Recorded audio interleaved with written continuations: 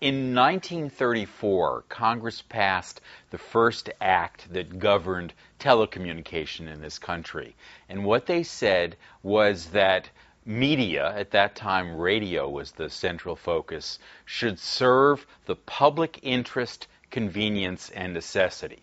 And the reason that Congress could do that is because the airwaves, the waves over which radio was transmitted, and now, of course, subsequently television and telecommunication, that those airwaves are a public asset, like air and water that we all share in common.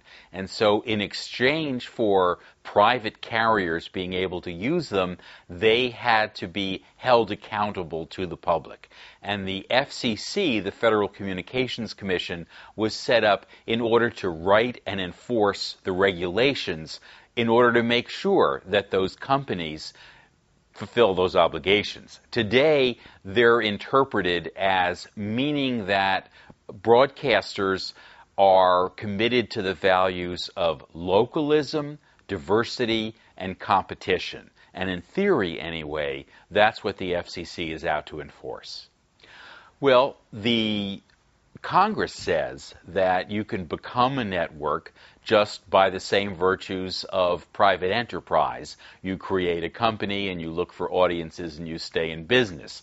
It's the affiliates of the networks, the stations around the country, that have to apply for licenses because they're the ones who are actually sending the signals out to the public. The signal over the airwaves doesn't come from a central network. It comes from a local station. And so there could be as many or as few stations, according to Congress, as is possible based on the marketplace. The reality is that it doesn't quite ever work out that way. If you look, for example, at the radio business, the number of radio stations that used to be independent or owned by smaller stations has dropped phenomenally, and there are only 2 or 3 really big radio station owners that have gobbled up hundreds and thousands of stations around the country. It's just as difficult to be an independent television station. Independent television network is even harder. Well, it's surprising when people actually learn the economics of the television business. It turns out that for a station to have a license, they pay the public for the right to use our broadcast airwaves exactly $0.00. And in order to keep that license, every 8 years, they have to send a postcard to the FCC saying, "Hi, remember us? We'd like to renew our license." It didn't always work that way. The big change came in the 1980s under President Reagan. He appointed an FCC commissioner named Mark Fowler, who announced that a television was a toaster with pictures.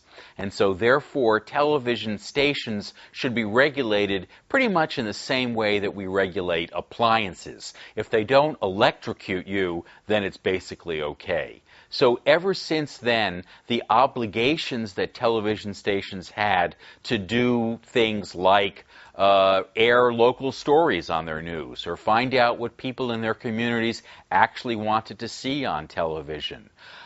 Those obligations went by the wayside, along with something called the Fairness Doctrine, which made sure that if a station airs one point of view, it has to also air the other point of view. In fact, there's not even an obligation to air news anymore. I noticed that the CW has a big promotional campaign on right now that's bragging in a series of spots, "The CW, we don't have any of that boring news."